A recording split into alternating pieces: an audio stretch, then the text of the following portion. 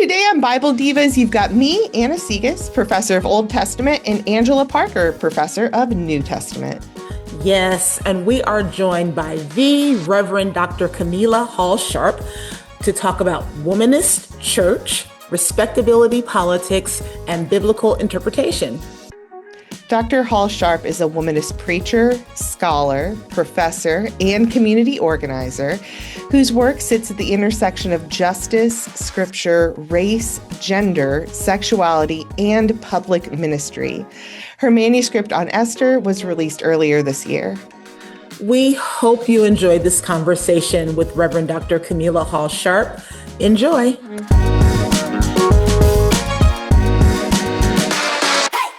Welcome to Bible Divas, a podcast from Baptist News Global, where four women Bible scholars bring curiosity, expertise, and a healthy dose of sass to conversations about Scripture. Whether you're certain, skeptical, deconstructing, reconstructing, or just curious, pull up a chair. The Bible Divas challenge assumptions, explore new perspectives, share a few laughs, and discover why this ancient book still matters today.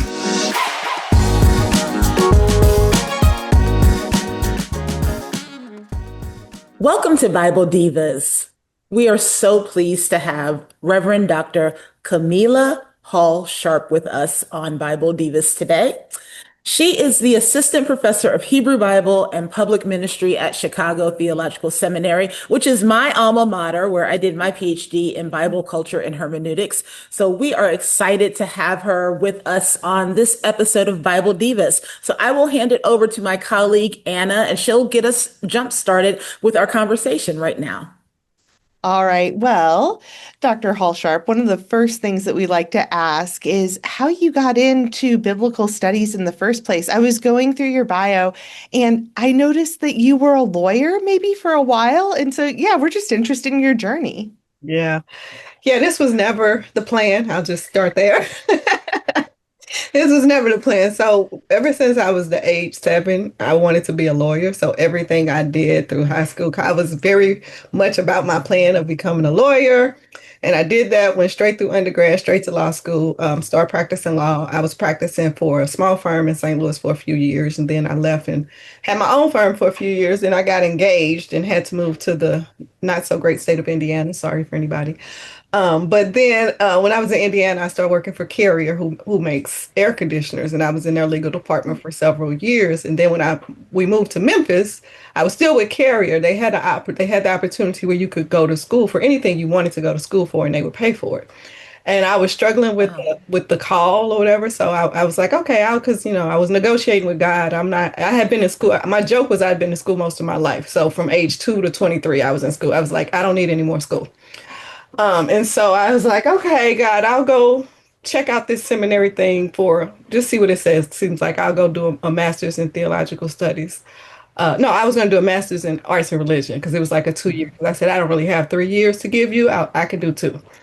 And so I started my first semester and then ended up transferring to the MDiv program. And transferring to the MDiv program goes from, I can't remember how many credits the MAR was, but I know the MDiv was like 87 credit hours. And I was going part-time. And I was like, I'll be in school for the rest of my life if I do this like this. So I told my husband I need to quit my job and go full-time. And he was like, what? I was like, yeah, let's do this. And so the agreement was I would go every time the doors open. So I was there every J term, every summer, so I could finish in 3 years. And one summer intensive, Valerie Bridgman came to teach a course. She called it like it was like a Old Testament course, but really it was a course in womanism. She just didn't name it that way.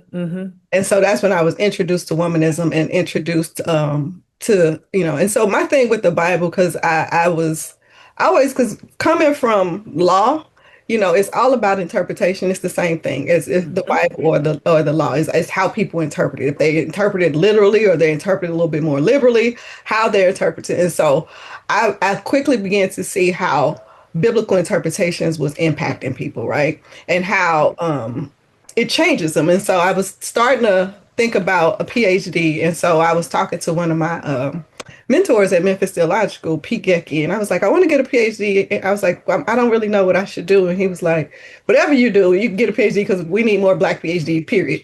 Hmm. But then as I was thinking about, as I kept struggling with looking with the biblical text, I was like, to me, the Bible is where is the crux of it, because that's where people are influenced by biblical interpretation, whether they recognize it or not, whether they say it or not. People are thinking about Bible, or they think things that they think are Bible but are not Bible, Right. whether or not they admit it. And so it became the looking at biblical, looking at PhD in Bible.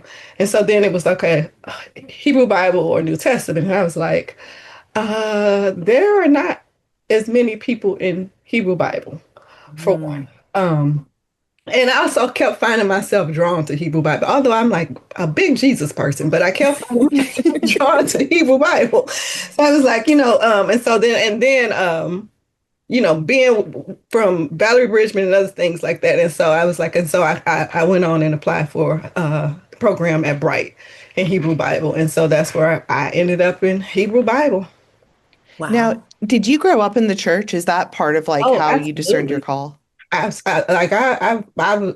grew up Baptist. So from 7 years old, like the whole time, like when I was young, we were in church all the time. I was in the choir. We had to go to, uh, what was it?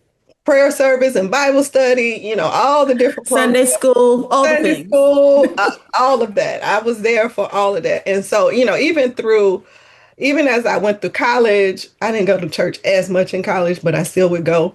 And Hmm. then every time I moved, because as you can see, I've moved across the country. I always, one of the parts of getting yourself settled was finding a church, right? Finding a church. Finding a church, Hmm. finding a church. And so it was always a Baptist church until I got to Memphis, actually.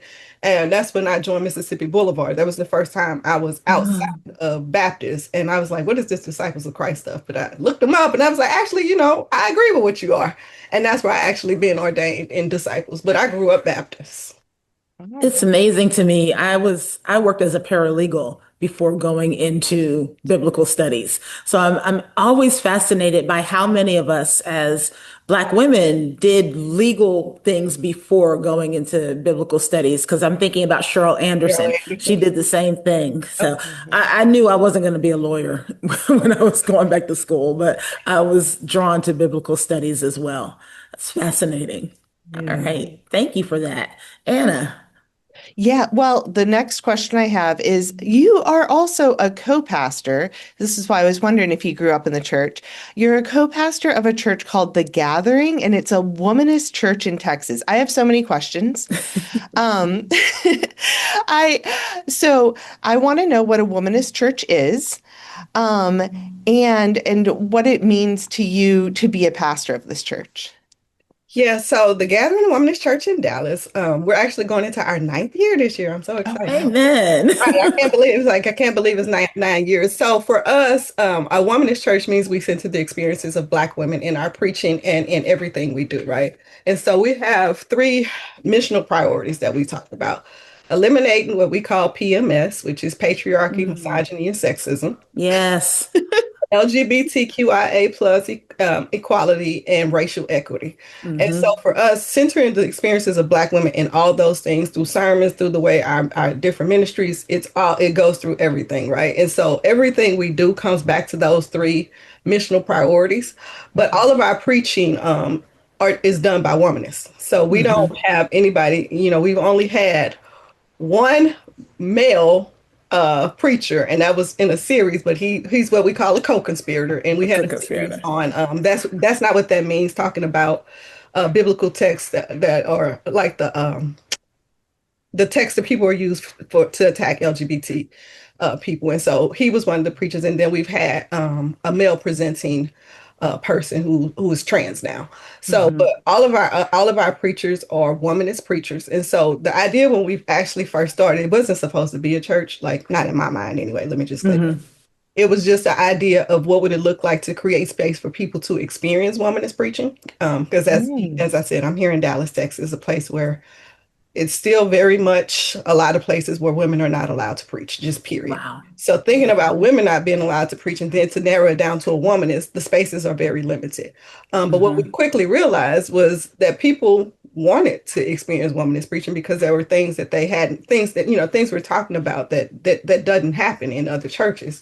And so when we first started, we were just like, okay, we're going to have a little gathering of people. And so we planned the first service and people, the joke was people showed up. It was like, okay, we'll do it again next week. And people kept showing up every week, every week. And so that was like in October. By December, the church we were in, like they rent out their space to a whole lot of people. And so they had rented out the space because we were in the fellowship hall, not in the church, because our idea was people who are coming here are people who don't really want to be in church. And so Ah, they came, the AA was having a party. And so we couldn't be in the wow. party. We had to go into the actual sanctuary. And we went to and I was so nervous because I was like, these people are not going to like this. Like, this is going to be horrible. Mm. And they loved it. And they were like, you know what? So it was just like, they were like, and what I found is like people wanted to be church, even though I didn't Mhm. necessarily want it to be church, but this is the people wanted to be a church. And so Dr. Irie, it was three of us at that time. It was Dr. Irie and me and Wabette Blair Lavalley. It was like, okay, well, if we're going to be a church, we're going to be very specific in what type of church we are. It's a womanish church. Mhm. And so we started the process to be considered a Disciples of Christ church, but a womanish church, right? Mhm. And it's been a journey. What I love about the church is it's so we have 1 hour service on a Saturday afternoon. We have communion because we're disciples. But what we also do, one of the biggest things that's different from our church is after every sermon, we have what we call talk back to the text, where the people are allowed to ask questions of the preacher. So they can Love ask that. questions about the sermon, about the text, they can make connections. And that's just like one of the best things, I think. And it was important for me because like when we were planning this out, from our first service, we were thinking about this type of thing because what for me, Bible scholar, people are afraid to ask questions of the text, right? So this Mhm. is giving people permission to question the text or to question interpretations of the text, right? Mhm. And so it's been very freeing for people. And what I found is like I can see growth in people from being able to ask those questions. And I love that because I have had Dr. Kamilah guest lecture in my classes, and that's one of the things that students take away after they've talked to you about how the gathering has talked back after a sermon. And so I know that some of my students have played around with that in their own context now. So that's really a great tool to allow folks to question interpretations and question the biblical text where they've never had that space before. Right. So I really appreciate that. And that's such a good tool. Now I'm going to shift gears a little bit because before we get to your own recent book, Trauma and Survival in the Hebrew Bible, I heard a rumor that you're writing a memoir that engages issues of shame and respectability. So I'm wondering if you could talk to us a little bit about that before we go into your own womanist work. I am. Thank you. So Mhm. my next project, which hopefully the manuscript will be done by November, Yay. sabbatical, so hopefully we'll actually be finished. It's called Wounded Testimony, Healing from Shame and Respectability. And it's about my own journey as the outside child of a AME bishop and what that has meant to grow up as an outside child with shame and respect and living in a world of respectability politics with both of my parents being very public figures and how that shaped but how that also how that impacts a lot of us so helping people I want us to start really thinking about what respectability politics how that plays out in our lives in ways that we don't necessarily think about, right? And And can I interrupt for a second? For how those folks who may not understand outside child and respectability politics, can you define those terms for some people? Yes, so outside child means I am I was not born of the union of my father and his wife. So I was born as as was called back in the day, the Hmm. bastard child of that. And so what that means growing up without a father present in my life and learning later who it was and the whole processing of that. So respectability politics is a term that Evelyn Higginbotham actually coined, where she talks about how in the early 1900s, how Black women, particularly in the Baptist church, they were trying to essentially make sure that we were seen respectable and given some type of dignity by the main culture. So if we perform and behave in certain ways, then they would have to give us respect and they would have to show us dignity, and we'll be so. There were certain things we had to do, and this became as a strategy, but it turns into later in our churches and in our communities as just a way of actually like policing people, particularly women. It's a policing thing of how we dress, how we act, what we do, what we say, because we have to carry ourselves in a respectable way. And particularly when you talk about people who have a lot of public facing things. So like I said, my mother was a housing rights activist, big in civil rights stuff in St. Louis. My father is a bishop. They both have very public facing lives and very public. And so what would it mean for these people to be, to come and have a child? That's not respectable at all, right? And so it's you have to perform, and it's saying you have to hide certain things, say certain things, and do certain things. And so working through all of those things is kind of what the book is about, but also again helping us to all think about, because what I've found is a lot of people deal, particularly women, a lot of people deal with shame. It may not be the type of shame that I've dealt with. And a lot of us are impacted by respectability, although we're not able to name it as such, because we haven't been able to identify that this is actually how respectability politics are playing out in our lives. Even for me, as I, call myself pushing back, there are certain times I'm like, oh my God, that is like, I'm still doing the things that you've been trained to do, because this is what you do, right? Right. Yeah. So Yeah. let me, as the white lady, so respectability politics maybe kind of started as a way to like appease white people. Does that seem right? To be Yeah, look essentially, respectable to because white people? if we appease white people, then you will treat us as human. You will, Right. do the type of things like, as we're out in public, you will not talk to women down because I'm dressed as a woman. I'm dressed Dressed as a woman. proper. I I'm mean, speaking proper. I'm doing all the yeah. things that a woman, quote unquote, should do. So you should treat me as such. So it was Just a strategy. Go ahead. think about the civil rights movement. In Yeah, the 60s, the civil rights movement, every man was wearing a suit, every exactly. woman was wearing a dress, and pumps had a respectable purse. And thinking about even who was the first to quote unquote not give up her seat on the Montgomery bus It's, boycott, the first was actually a teenage mother. But exactly. they couldn't be the Right. teenage mother. It had to be Rosa Parks, Right. because the teenage mother, and I can't call her name right now, was not respectable enough. But Rosa Parks, being a secretary for the NAACP, if I'm remembering Yeah. correctly, was And a church respect. member, and very big in her church. She had gone through the training Right. and things like that. But even when you look at that, the picture you see of Rosa Parks, she's sitting there with her purse, With her purse. perfectly, aligned, because that's the respectable way That's of. the respectable way of doing the boycott. Right, Is right. there anything specific about the purse that I'm How do missing? you say that? Because from the time as soon as I could walk, my mother put a purse on my shoulder. Exactly. Huh. My mother too. You were that's the proper thing you do. Like, and Yeah. I talk about this in the book. Like, I had to wear a dress pretty much every day from first to fifth grade, like all the Mhm. time. And I had a purse. Like, I've always had a purse because Mhm. that's what you do. You have That's to what you look the do. part.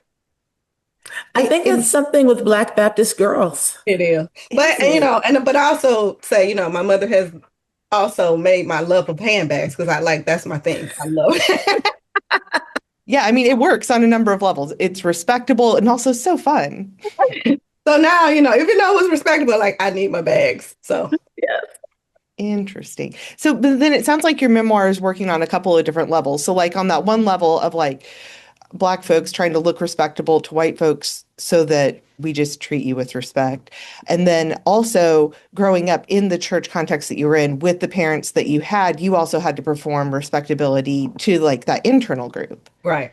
And that's the Okay. other thing. So respectability has, like I said, initially it started out as a strategy for, Black people trying to deal with white people, but eventually it shifts into our culture of how we just perform. It's not even necessarily about our presentation. It's like, this is what we do, and this is how we are always have to govern ourselves, particularly in the church. Like it becomes very enmeshed in the church, but also in the Black community. And so talking about how that impacts us even today, like in different ways. Again, like some of the respectability things have shifted in a way, but they're Mhm. still there, right? And they're still very prevalent in the way we show up. Yeah. And I think we see it even today as I think about sitting in this particular moment. And when I say this particular moment, I'm thinking about two high profile trials that we've seen this week with Black boys. Yeah. And as Black women in the United States of America, first of all, I'm having a difficult time just like surviving Yeah. these past few weeks. Yeah. I mean, you can't defend yourself as a Black person because I'm thinking about Carmelo Anthony. If you defend yourself as a Black person, you're still going to have the have you're going to be damned if you do, damned if you don't. Right. Exactly.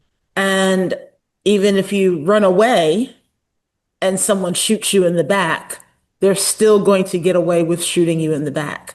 So it's like no matter what you do, you don't get the respect And of being considered a human child. I always hear Michael Jackson, you can't win. Yeah, Hmm. From you the can't women, win. you can't win. So I think that's where we're sitting as well Yeah, with absolutely. regards to respectability politics. Absolutely. Hmm. Absolutely. Yeah. So that's very contextual for today, Yeah, no kidding. June 10th, which is when we are recording this. That's right. Yeah. Hmm. So you want to talk to us Yeah. about your book?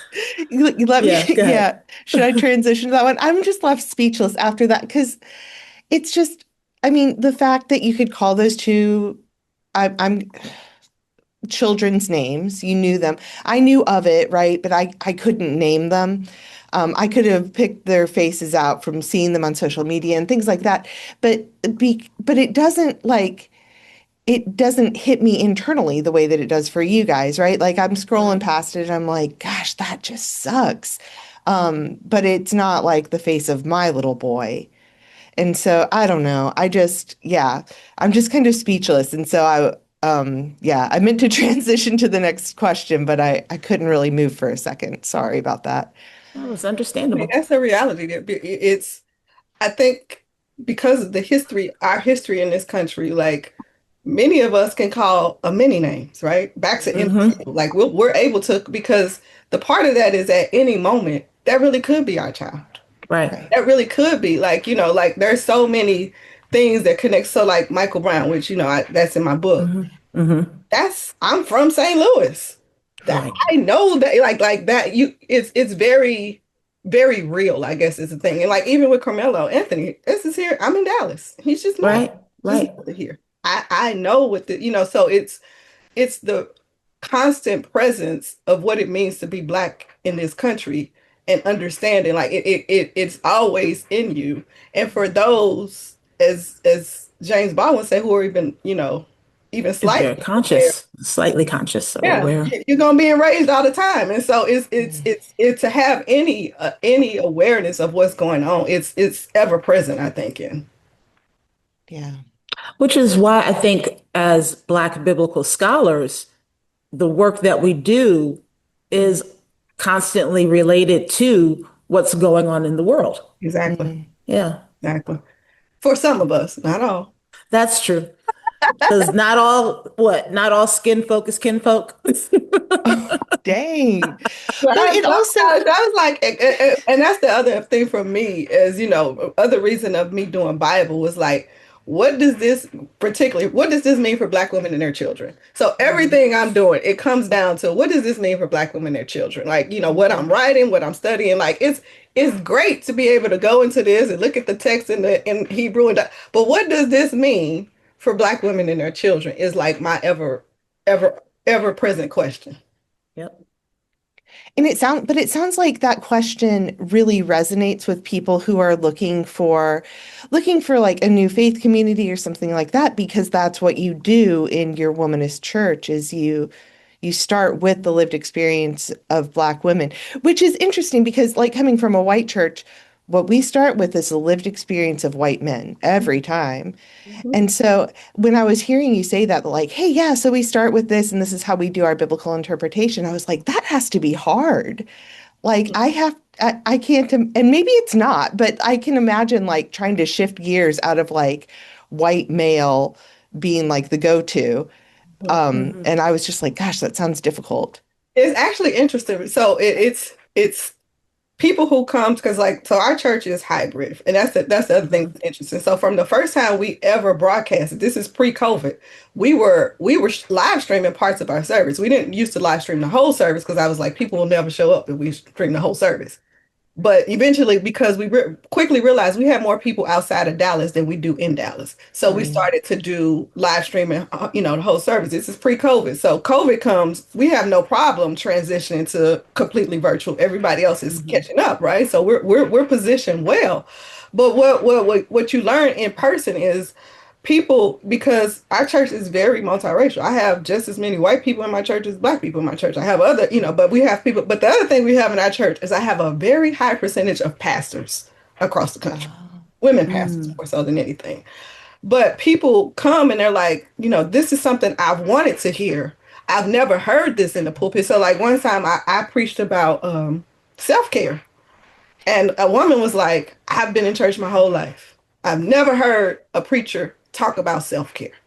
Right. And so it's something that people actually want to hear, but they haven't had the chance to hear. But then there are some people who come to visit, and particularly I'll say like white males, and white males, and then there are those who we have a lot of internalized racism still in us, right?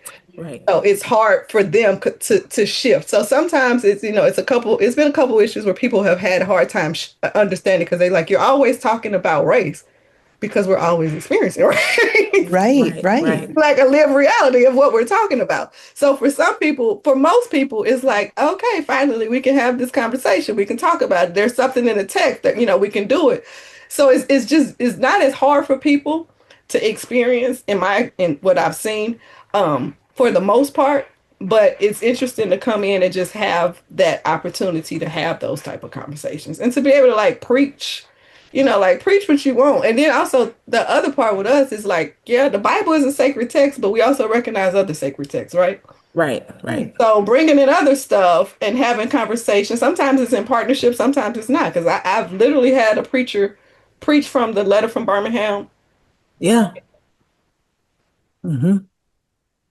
Yeah. and it was fine, right? Yep. But it's Yeah. stuff you can't, again, but recognizing these are things you won't see in most churches.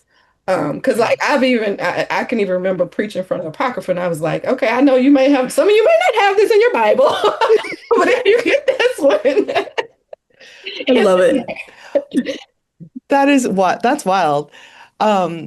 Preaching from the Apocrypha. I would never. It would never. That's Well, great. I keep telling students, I told a group of students last semester, you all need to broaden your view of churches and you all need to make a wider group of friends because I know people who preach outside of Old Testament and New Testament. If you widen your group of friends and widen your circles, you will find churches that actually preach other things than just Genesis to Revelation. There are other churches out there, hence the gathering, which I'm so glad our listeners are being exposed to. All right, so we got to talk about this book Yes. because it is also a little bit different. yeah. Um, okay, so this new manuscript that just came out, it is about Esther, but instead of focusing on Esther and Mordecai and all of that. You focused on the other young women who were trafficked and brought to the king's harem, Mhm. and Zeresh, Haman's wife. And I mean, when I read that, I was like, ooh, Zeresh is a piece of work.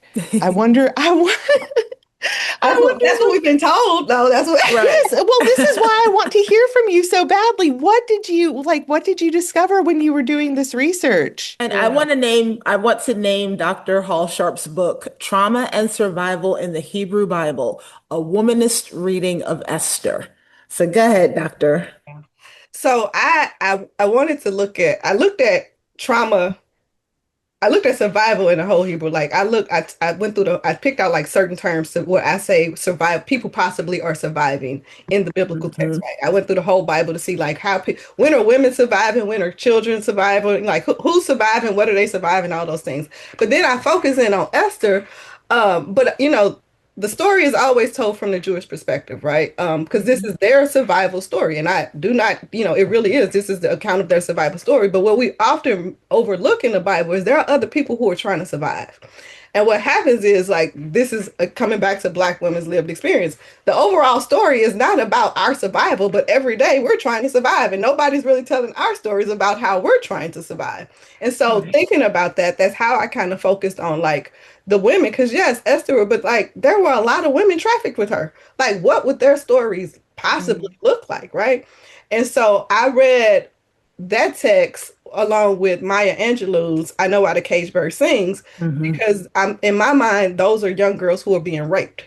And Maya Angelou talks about her childhood raping um as a child. And so I read those together, but then I also create what I call like a survival narrative. So it's basically like I couldn't just be in research. I need some imagination because and also I think I wanted people to be Yes. able to picture what this is like. So I create a narrative from the perspective of one of these possible girls who were trafficked of what her Mhm. experience would have possibly looked like. So it's like telling the whole trafficking experience from her perspective and what that Yeah. would look like and what using Maya Angelou's as her book as my guide.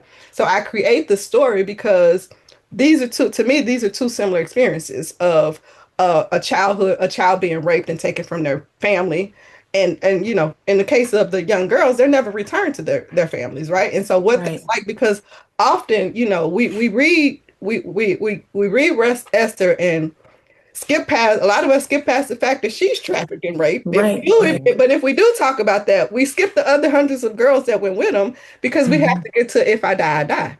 That's the whole purpose in Esther, right? For most of us, we have to get to if I die. She finally says, if I die, I die. We save the Jewish people. But we're skipping over experiences, and that's my whole argument is like we really need to pay attention to the stories that are not the main stories because these are experiences that a lot of people are having in our present context, and when we're focused on the main narrative, we don't pay attention to that. And with the same thing with Zeresh, and so Zeresh, that was actually one of the first ones because the situation with Michael Mhm. Brown. So I talk about in the book how I remember seeing Leslie McSpadden, which is Michael Brown's mother, standing, Mhm. on TV, in Ferguson, and watching, and I'm thinking like, this is she's watching her son's body in the middle of the street for Right. 4 hours, right? What that's like. But then I started to think like, okay, well, Zeresh had 10 sons hanged.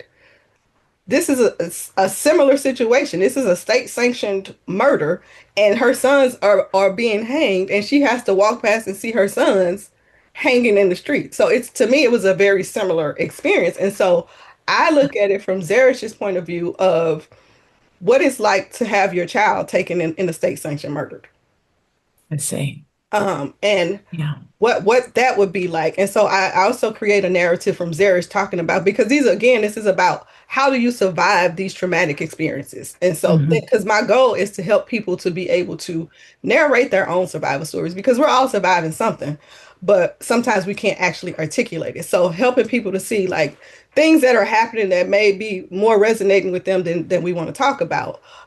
It kind of give them ideas. So I create the narrative from Zeresh talking about how, the experience of how she survives or what because I call her an implied survivor, which is there's nothing in the text that says she was murdered. So for me, she's still around. So she's an implied Right. survivor. Mhm. Sure. Mhm. Talk about her as an implied survivor and what her experience would be like after, they take everything from them and give it to Mordecai, Right, right, and her sons are hanged. So that's how I approach them. And again, like my thought is I want us to start to think about other people's stories beyond the main narrative, because right. times we skip past a lot of important things. And what happens to me is like we're skipping past people's experience, things that people are experiencing today.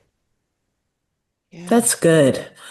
I'm wondering when you are reading Esther and you've come up and you've looked at Zeresh and thought about this story and combined Zeresh with Maya Angelou and with McFadden. Mhm. Yeah.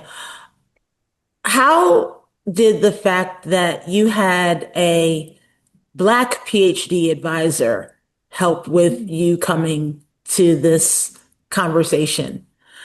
I'm thinking about how a lot of us in Black biblical scholarship did not have an opportunity to have a Black PhD advisor or a Black Dr. Mater, Dr. Mother or Dr. Father. So this is just something that's coming to my brain as I'm thinking about there's still a lack of places to go to get a PhD with Black PhDs. So I'm just wondering about that. So for me, I feel like um, based on my conversations with other people who, come before me and things like that, I didn't have to fight on so many things that other people have had to fight on, right? So it was womanist from day one, because I'm saying it's a womanist reading. So it was easier. I think she understood some of the things that I was coming from a lot easier than some other people have experienced with theirs. So like, I've had people like, they didn't get this. I had to keep explaining this part and this part for them to before they can okay it. So I didn't have that part. At the same time, there were still a lot of requirements that I had to have. Right, right. So, like, because my advisor was very big on language. And so Hmm. hence you see my language work to make sure, Yeah. and like because the book is a revision of my dissertation, but in my like some of the stuff that's in my dissertation obviously is not in the book, but like Right. I painstakingly can um back up all of my like all the things, even in my imaginative reading, I can Hmm. back it up with resources. Right, right. Why, how this, this they said in this, I have scholarship to back up. It's imaginative, but it still could be backed up by scholarship. I And get you. I think that, that's all part of because of how my advisor was. And I think the other thing is, the reality of it is Black PhDs have to do things that other PhDs don't. Right. That's just the reality of it. And so, Hmm. because I can even remember, like when I was turning the dissertation to the book, and I'm working with my editor, and my editor was like, "Well, do you have?" I was like, "I have to say it. You might not have to say it, but I would have to say this because Mm. I have to show that I actually have done this work." Yeah. And so that's all part of that is like because I have a Black PhD, I had a Black PhD chair. There were things that, recognizing you just have to have it. It's not fair, again, we still have to be twice as good to even get part of the thing, but it's Yeah. part of the reality. Yeah. Is Thank it the you. respectability? I feel like it kind of comes back to that. Yeah, because like part of respectability politics was getting education, right? Mm. How to Yep. become educated so that you can be able to support yourself in a higher thing, but also help your community. So yeah, to some extent it is. Oh, I feel like I want to go ding, ding, ding, ding, and ding, ding. I'm just sitting here having my revelations. I feel like one of the things also that I keep hearing, and whenever I talk to you wonderful womanist scholars, I always hear something along the lines of ask better questions, Like we're trained to read this text in a certain way, at least I was, and I was trained by white men to read the text. But when you guys show up and you're like, I'm going to ask some different questions of the text, it opens it up in a whole new way. And so I don't even know how to phrase that into a question, but maybe you could give our listeners some tips for how to ask better questions. Yeah. But I think for us, because a lot of times it comes from our experience of what we've experienced. Like, so how I've experienced these certain things makes me wonder, well, I don't really know. Because so even in my memoir, um, it's going to now include a little bit more biblical text than I initially had. Because the Mm-hmm. editors, I was like, yeah, of course, the Bible editors want me to add more Bible. Right. But it's fine. It actually works well. But like, so an example would be in my memoir, I'm looking at when Hagar has her, Hagar is a text we're always using with Womanist and stuff. But when she goes off with her child, but later, God says, go take Isaac, your only child, as if she didn't have the other child did not exist, right? I was like, Hmm. and to me, I was like, that's kind of how I feel. Like I still exist over here, right? Yeah, But you're not yeah, being acknowledged. So it's right, coming from my experience is making me look at this because like I always wondered, like, why do I have I really just kind of realized this late. I was like, why did I have such a problem with this text? Like I've right. always had a problem with the text, but now I understand why I've had the problem. So a lot of us we have these different experiences. And the thing is, being and it does it's not it doesn't just happen. People have to develop the freedom, which is why like for me talk back Yeah. to the text is so Hmm. important because like Hmm. all the time people have had questions but we've been afraid to ask them because like you say ask better questions. Yeah, sometimes you're sitting there and you're thinking but you don't feel confident enough to say it out loud because you've Right. been trained that that's not the questions you have. And so for me it's helping people to understand like ask whatever question you want to ask. And like so at our church, and it's funny because my daughter, she is the like when people come to preach in my church, and it's funny because I'll talk to other preachers, they be like, yeah, I'm just scared about what Anaya is gonna ask. Cause she asked like, they seem so I mean it just seems like but it's her question. And they're very they make you think, right? And so of course that makes the preacher become more prepared, which is to me the other benefit of talk back to the text. You have a more prepared preacher. But Hmm. help like for me, that's helping her see at a young age to start asking questions based because her questions they're very much based on her experience Yes. with what she's experiencing, her struggles and things like that. But helping people to feel like you can ask questions. That's been the biggest thing. Because like it took people a while. When we first started, people weren't answering like they weren't raising their hands when we first said, well, you can ask us questions. They were just kind of sitting there looking at us like, what? Like, what are we supposed to do with this? Now, as soon as you say it, hands are going up. Hands are going up. They finally realize, oh, it's okay to ask questions. And I think to me, that's one of the biggest helping people understand it's okay to ask questions of the text. Because most of us have been trained, you don't You question don't. the text, you don't question the preacher's interpretation of the text, and you don't question God. And for me, I'm constantly preaching, I can ask questions of all of them. Right.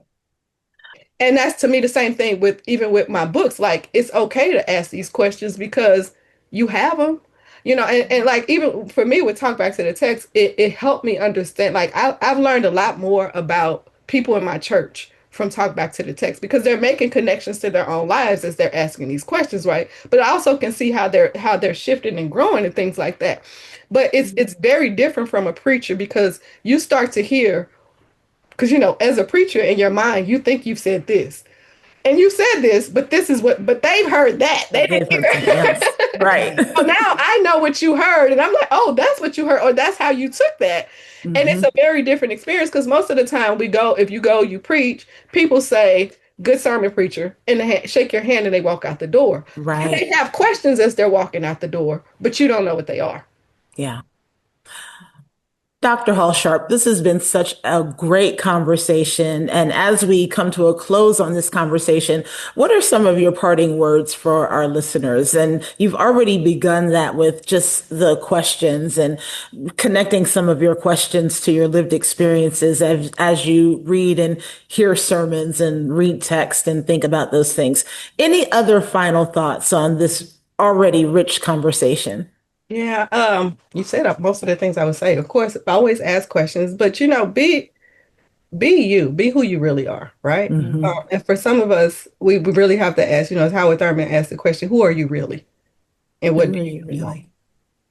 I think we have to start ask because the other thing is we have to ask ourselves some questions. Because I always say talking back to the text, sometimes we're the text that we need to talk back to. Mm. Hmm, And interesting. so, how do we? Because before I can really get good questions, I need to really probably figure out some things for myself. And it's a constant thing. Like, I think we constantly need to be asking ourselves the questions, and we constantly need to be asking the text and these other things, because sometimes the answers change over time. Thank love you. Sometimes we are the text that we need to be talking back to. And on that note, friends, thank you for listening to this episode of Bible Divas, and we will talk to you next time.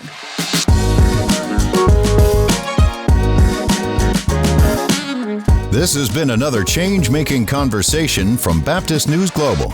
The episode you've just heard is part of a special podcast series called Bible Divas. Be sure to follow BNG Daily at baptistnews.com and subscribe to get notifications about future episodes. Baptist News Global is a national nonprofit news service that is independent, free, and faithful. BNG is supported by readers and listeners like you. Learn more at baptistnews.com. This episode was produced and edited by Mac Bowles of TKG Communications, LLC, Dallas, Texas.